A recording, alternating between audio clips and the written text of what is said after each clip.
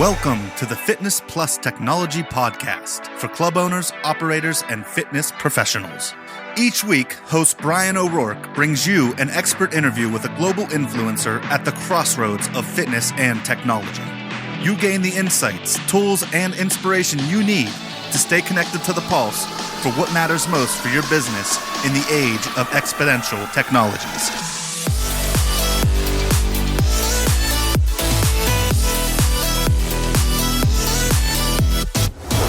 Hello, listeners, and welcome to another edition of the Fitness Industry Technology Podcast.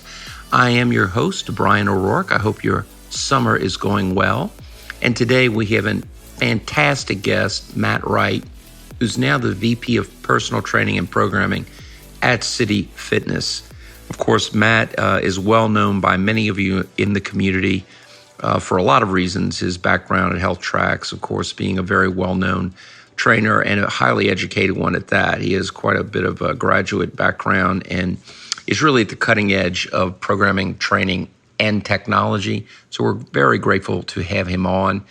Before we get Matt on the line and chat with him a bit, I wanted to ask you to check out the Fitness Technology Council website and some of our upcoming articles.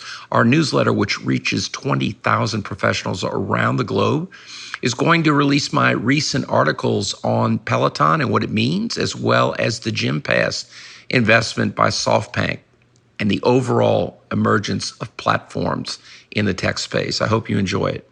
So anyway, again, Matt Wright coming up. What a wonderful interview it was. His wife and he are expecting, and I really enjoy Matt, a very authentic guy, a very knowledgeable person. So without further ado, let's visit with Matt Wright. Thanks. Again, welcome listeners to the podcast today. You know, in the introduction, I gave a little insight into Matt, and for many of you who might know Matt, and as the intro mentioned, he has recently taken a VP role over training programming for our friends at City Fitness. Matt's joining us today on a Friday, the day before the holiday weekend here at the end of May. Matt, thanks for making time. How are you? Bryan, thank you for having me on. I am fantastic. Sun is shining here in Philadelphia, and you really cannot complain about that. Now, I know you went to Penn State. Are you originally from that area? So, as a matter of fact, I'm from South Jersey. So where I grew up is, if anyone's familiar with the Pennsylvania to New Jersey Turnpike Bridge, I literally am the very first exit over there. So I grew up about 25, 30 minutes outside of Philadelphia. I did my undergrad out at Penn State and actually did my master's part-time as I had started working right here at Temple in sport and exercise psychology and leadership and management. So my roots are here in Philadelphia. It's great to go back home. You know, I always love going back to where your roots are, right? Yeah, and I mean, I had a great time. Prior, I was up in Connecticut for 5 years when I was with one of my past organizations at Health Tracks, which was really an incredible experience to be able to be on that team up there and really be able to grow through. But home is where the heart is, and the entire family is here. And, being from down there, which is we enjoy our sports teams. So being able to be close to all the Philadelphia sports teams also makes it a lot more fun for the events. Yeah, it sure is. It's a great, great sports town. And, going to work with the team at City Fitness, I've had the pleasure of visiting with Ken and the team, Tom, and a few of the others. What a great story. What a great brand for the city. The thing that really attracted me the most was the impact of the organization isn't just about what we're doing within the four walls, but what we're actually doing outside of those. Of course, our overall goal is how do we make Philadelphia a fitter city? I believe the most recent report came back, and somebody will probably go figure out the actual number, but I want to say Philadelphia came in at either 64 or 68 as to the fittest cities. And I really want to be able to spearhead that mission to get more people just actively involved. And it's why we do so many community events that you don't even have to be a member of our club for. So, and to say that Ken and Tom and Britt, Stephanie, and the whole entire team have just outdone themselves is truly an understatement, because they truly wear this badge with absolute honor. And so I'm really proud to be able to be on this team and wear that badge myself. Yeah, it's good. That's a great group of people, and I know you being involved, that's going to be even bigger. So for those that don't know, so Matt and I follow each other on MyZone, and his workouts are always way more intense than mine. So I try to give you likes every now and then, Matt. Do you notice that? I do notice that. So I guess now I should tell you that I've actually just been putting the belt on my dog. So those are all fake MEPS earned. Oh man, the secrets! I got to use that belt on my teeth now. That makes complete sense. Well, it's funny you bring it up, because I jumped into our WeFit program, which is our large group interval training program. Studio concepts within our within our city fitness locations, and I got into the class. We're going through the intro, and I'm like, oh my gosh, I forgot my belt. So my warm-up, when the rest of the group was warming up, was me literally running down the stairs into the locker room, grabbing my belt, because we all know it's not a workout if you didn't earn your MEPS. That's right. And that kind of leads to the reason, and by the way, thanks again for making time in the middle of your move and your new role and everything. But I really wanted to talk to you because you are such a highly credentialed and well thought of person that understands fitness training, the industry in general. And I know you're a big adopter of technologies. And I know there's a lot going on in that space with the user, but, the member, the client, inside, outside the walls. So I really wanted to get your perspective, because over the last decade, a guy that has graduate degrees and is really well thought of and has been in club operations, has spent time with a lot of clients. What from your perspective in the club market, from the trainer market, what is going on when it comes to bringing technology into that relationship for clubs and trainers?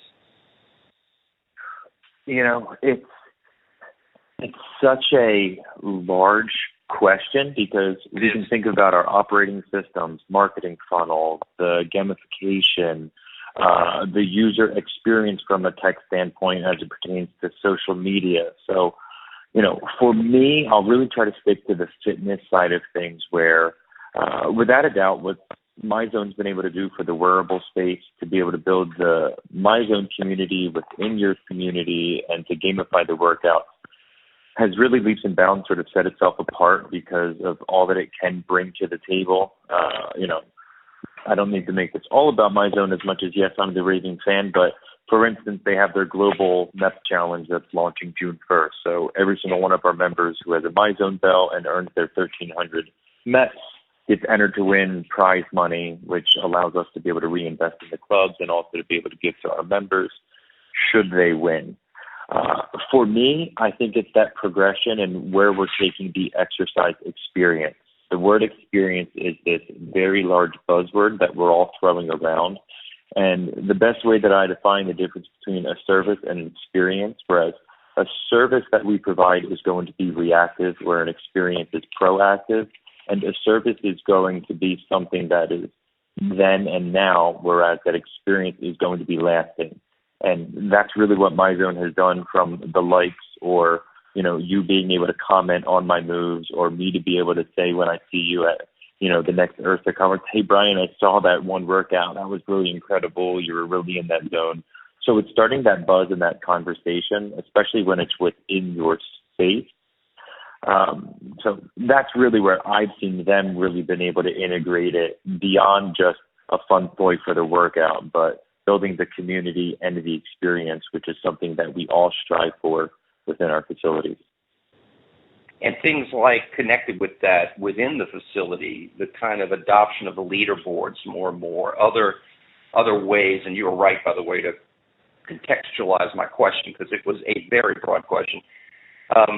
But these kind of expectations that members and clients have, are you seeing these experiential things you described becoming more and more expected by clients and members? Without a doubt, do I find it to be expected, not just because of the rise of the boutique fitness in the studio, I can think about like our WeFit space, or I even held a studio meeting with all of our group exercise instructors last night as a meet and greet for them to all get to know me. And I'm very big on the bookends of every program. So what are you doing to set the tone, and what are you doing for your send-off to leave that fuzzy feeling with everyone? And, it starts with your room, your space, your lighting, your sound.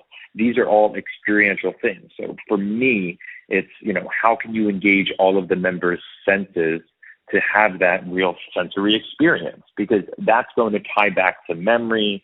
And I'm not going to get into the all physiology and science behind it, but it's proven that that's going to end up sticking out to people. I think that's why the boutiques and studios have had such success in certain markets for those who are doing it very well. And, we're finding ourselves wanting to do it more and more.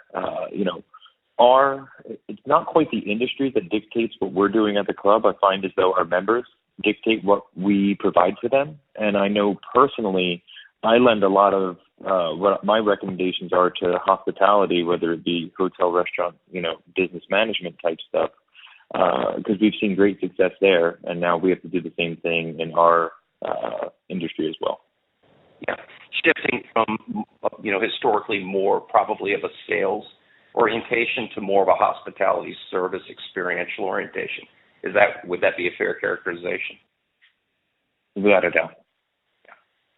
Yeah, I agree. Yeah. I think that's true. And, you're in clubs you're in clubs all the time. What do you think? How do you see how we've been able to see what the studios and boutiques have really done for what many of us are doing from sort of experience standpoint? Yeah, it's a good question because the market's segmenting a lot, right? So what you're seeing is utility offerings that are very baseline, lower price utility, and not just in bricks and mortar, but also via digital, where I can get and obtain workouts at a very inexpensive rate that's not experiential per se, moving up the pipeline to highly experiential. And then I think a number of segments haven't emerged yet fully that we'll see that encompass other ways of doing things we really haven't even thought about yet. Because I think anytime you're dealing with a mature market, which I think the bricks and mortar health club business had become, and you go through that S-curve innovation because demand for fitness, health, these kind of things for the macro drivers you're familiar with is going to continue to grow. Of course, industries reposition themselves to segment so that they can optimize their business models and serve these different, customer cohorts. So I think boutiques are one of those things, although I think that in the U.S., my opinion is that the market is becoming overbuilt in that regard, and that I think almost fully half of boutiques are not sustainable economically. But you go through these kind of ebbs and flows when there's innovation. So it leaves its fingerprints all over the customer, right? And you've seen some of these things. I mean, you go to the UK with One Rebel, and you go see some of these clubs, and they're almost like a nightclub experience, Yeah, it really is. I mean, I always wonder the sustainability of some of those types of formats, because for them, they're diving in where, once again, within my space, it's a lot of pivot and shifting to go with the trends of what we're seeing out there, what's being innovative. I mean, I always kind of tease that things work from the West Coast across the country to us here in the Northeast. I think the Northeast has really lent itself to be one of the most competitive marketplaces. New York does a lot for us as well, but California as a whole has done that for us too. So it's a really incredible time to be in fitness. Not to mention because we know that technology is only going to progress. I like to joke around that right now, a new iPhone somehow probably got released and we didn't even realize it was happening. That's how fast it's moving.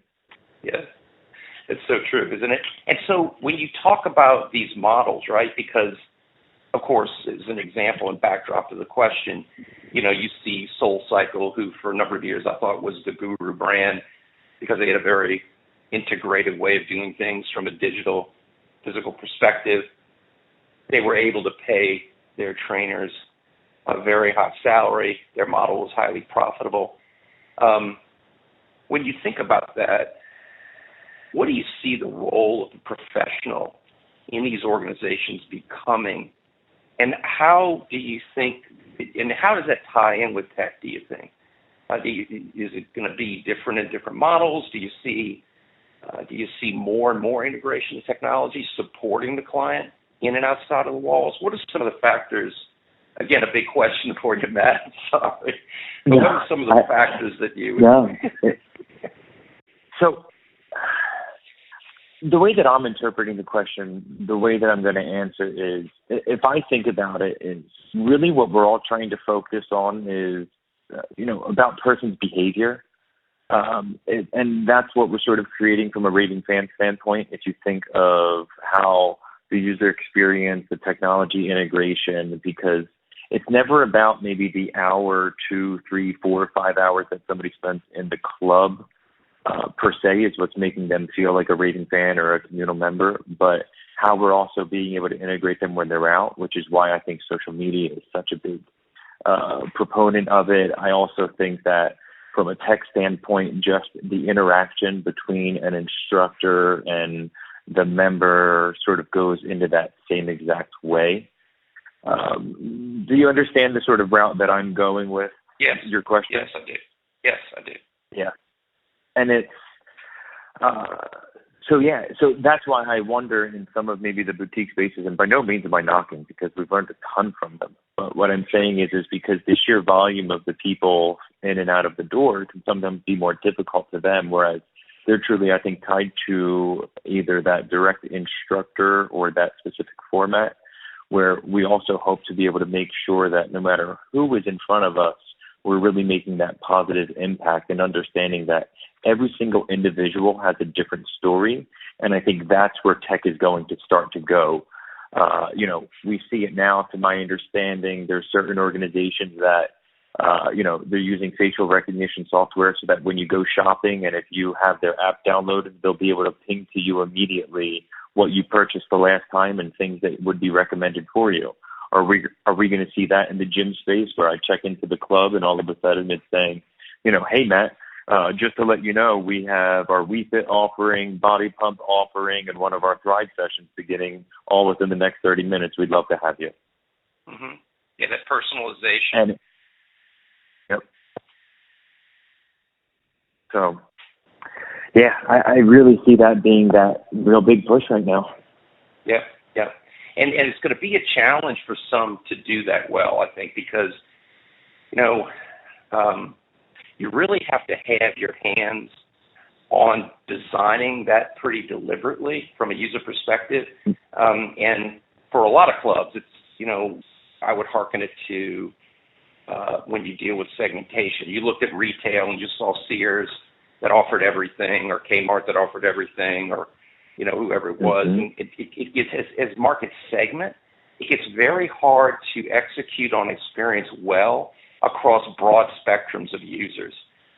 You really have to make some choices. And, where a lot of people, I think, they bring tech in sometimes without thinking about what they have to do to really thoughtfully integrate it in a way that makes it easy to use and impactful. Versus the latest kind of shiny idea. What do you think about that idea? So, immediately what came to mind is something that I share a lot in my presentations, which is,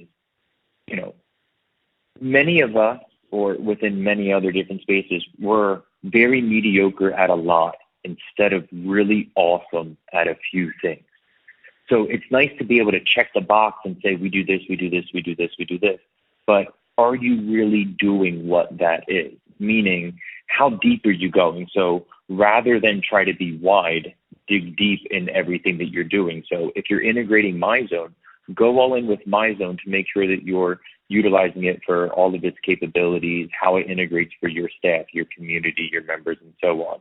Maybe it's one of these new facial recognition software programs. What are you doing with the data to, in turn, end up driving member experience, revenues, increasing, all of the metrics that you're looking for from the KPI standpoint.